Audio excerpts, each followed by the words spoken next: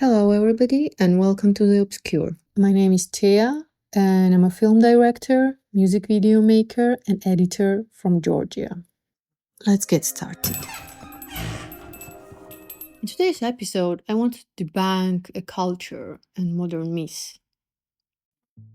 Want it or not, I had to ask myself a question about freedom and equality at some point as well.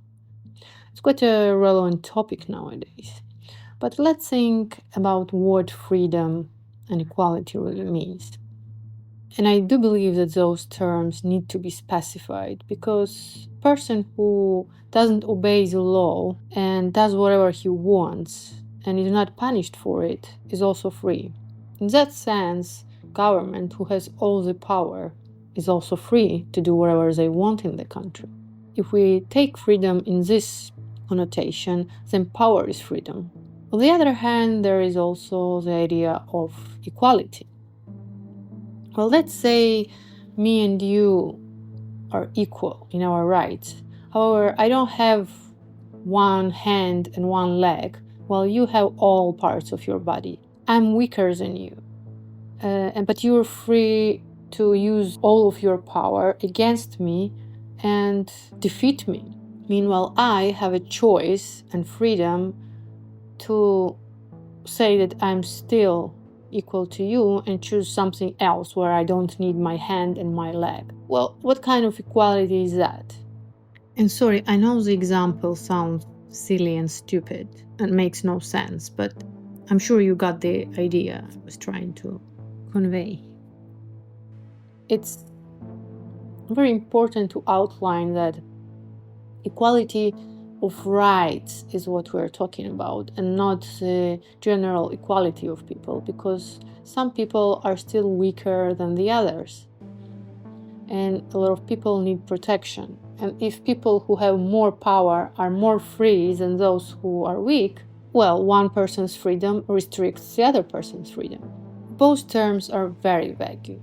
If we're all free and there is an anarchy, of course, I also have the right to go against you, use dirty tricks, kill you, and deprive you of your freedom, because I'm free to do it. And a lot of people ask themselves this question when they see the violence in the streets. That's why it's always very difficult for a random citizen to put an equality sign between violence and freedom. Fighting for freedom using violence means abusing power. And a lot of times, yes, again, we have to repeat, power gives you freedom. But if the citizen himself is not powerful in this situation, he assumes that those who are using power are free, meanwhile he, in his weakness, is not. That's why I believe in putting accent on power and violence is often discouraging for a lot of people who don't have it. Of course, those who are trying to fight for their freedoms don't think about it, but government is. And they actively use this formula to show people that in order to be free, you need to be violent. And if you can't be violent and you don't have power to be violent, it means that you're not free and you can't be free. Therefore, you just have to admit that some people in the society are more dominant than the others, so you have to shut up. But what do we do in this kind of situation to protect ourselves? Indeed, for those kind of situations, exactly, people came up with the idea of law and legislation, which will judge people for disobedience and violence and abuse of power equally. Which means even if you're weak, you can address the law to punish your abuser. And that's the reason why a lot of people nowadays, in many countries, not only in Georgia or in Ukraine and Gaza or Israel or America, but all over the world, in fact, people are fighting against those who try to abuse power. Because the more powerful and rich the people at the top get, the more it means that law doesn't work anymore. It lost its power. But let's ask ourselves, why law is even effective? Law is just a bunch of rules written down on paper the same way as it was written down in Bible. don't kill, don't steal, don't desire your neighbor's wife, wherever, right? The commandments and stuff. Well, what's the difference between commandments and laws if there is nobody to execute them? Nowadays, indeed, legislation has lost its power. And that's also paradoxically the reason why a lot of people adhere to violence, against violence. Yes, in my previous episode, I did say that our government is trying to make people lose their belief in legislation. Or on the other hand, they're also trying to make people believe in their own legislation, which is fraud. The education comes in exactly at this point, because if you're not educated enough and you don't know the law and how it operates, it doesn't matter if it's a good law or a bad law. If you just believe that the idea of law in itself can protect you, you're wrong. But a lot of people try to cling to that idea. From the outside, it looks like the protesters are the ones who are going against the law. Meanwhile, the government is desperately trying to protect the law. But how are they protecting it? By changing it almost every day? Poor people just don't have enough knowledge to assess those changes. Indeed, a lot of people today are asking us to, in this case, address the power of numbers. Like in jungle. If law doesn't work anymore, it means that we are back to jungle where the strongest one wins, right? And what did ancient people do to protect themselves from the beasts? Yes, they created groups. That idea in itself is absolutely correct.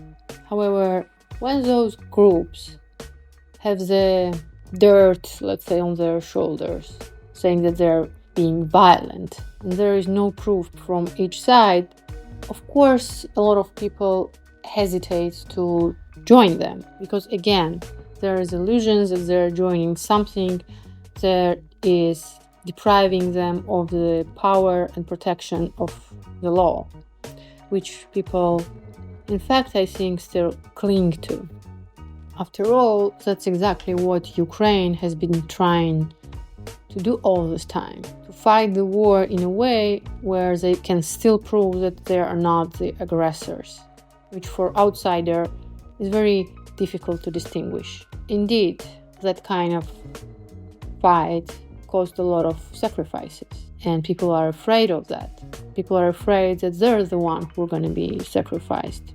And our government also very effectively uses this idea against them. Peace against destruction. But is being afraid of destruction a sin? Is being weak and afraid a flaw, a vice? Or is it a weakness? Or if it actually is a weakness and a vice, why are some people trying to imply even more fear on top of that, trying to say that if you don't act now, later, you're still gonna be sacrificed? In a way, it might be true, but if a person is already scared, telling them that it's gonna get worse doesn't make them more courageous, does it? In the end, we're all stuck in a damned circle where nobody is free. Freedom of choice also means that you can choose your own safety against futile sacrifice. And a lot of people in Georgia use that freedom. But then people who are fighting for some obscure freedom blame them for using their freedom. So isn't it paradoxical? The only conclusion that I can draw from this is that we are stuck in a circle of a blame game.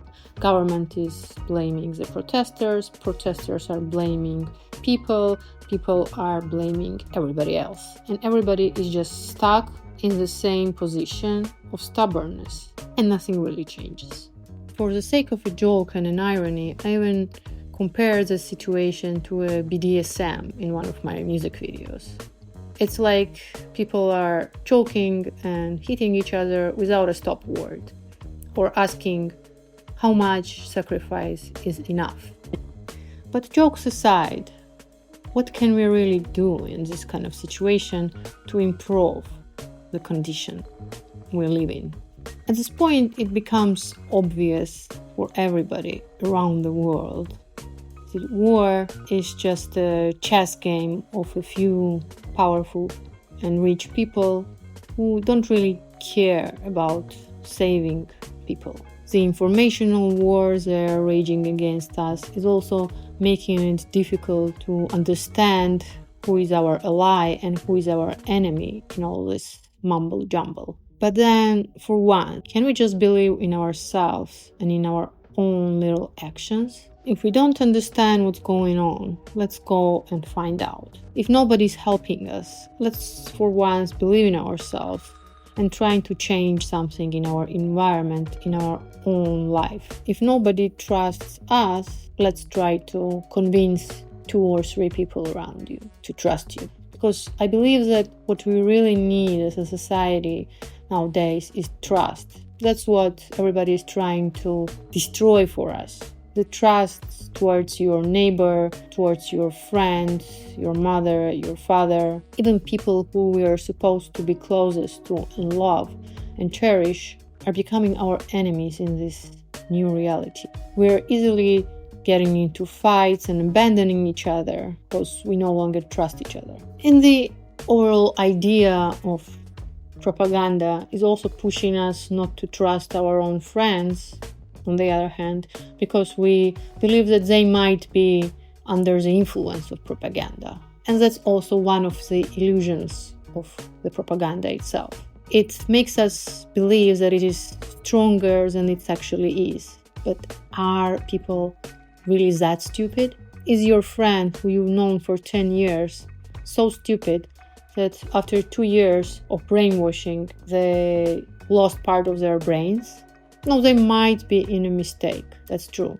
But they didn't lose the ability to think. So why don't we address those traits in each other and try to teach each other how to think once again? Think together, discuss, argue, and find solutions. After all, it's still legal to express your opinion in private, right? If someone's gonna arrest you because you told your friends that you don't like somebody, whether it's a government or journalist or any other member of any other society, nobody has the right to arrest you for that. Unless somebody really believes that you having that opinion might be dangerous for some reason. Well, in fact, it actually is, because gossip has destroyed many lives and careers, in my experience. I've heard people talk badly about other people, then I've gone to the person, I talked to them, and I realized that something is wrong here, and I would always try to stand up and argue their righteousness. It happened to me a lot in the past, and I even found myself in the center of those arguments where nobody trusts me. I got isolated and was afraid even to talk to anybody.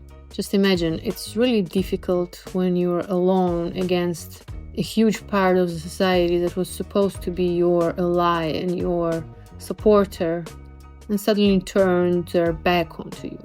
It's quite a paradox where you don't know what actually to do, to fight in the public, fight in the private, to go underground and sneak around like rats, eating each other, or keep eating each other on the public, or keeping eating the governments. But in the end, aggression piles up, emotions get aggravated, and we just keep fighting each other.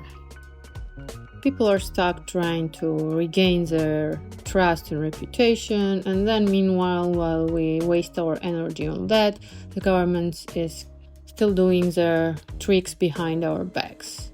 Then we go back to fighting the government and forget about our reputation, and again, it's a damn circle. So what do we do to remain the trust and find a common goal in between each other? I believe that the only thing that we shouldn't give up on is on convincing each other. I don't mean we should convince each other to give up on our own opinions and values. No, to convince each other, to listen and trust each other again, and to cooperate in building the future that we all need, not the future that only few people want and believe that we need. I can keep talking about the subject in circles, but in a way, stating the obvious sometimes is also an important part of communication. Thank you for your attention, and don't forget to follow, subscribe, and support.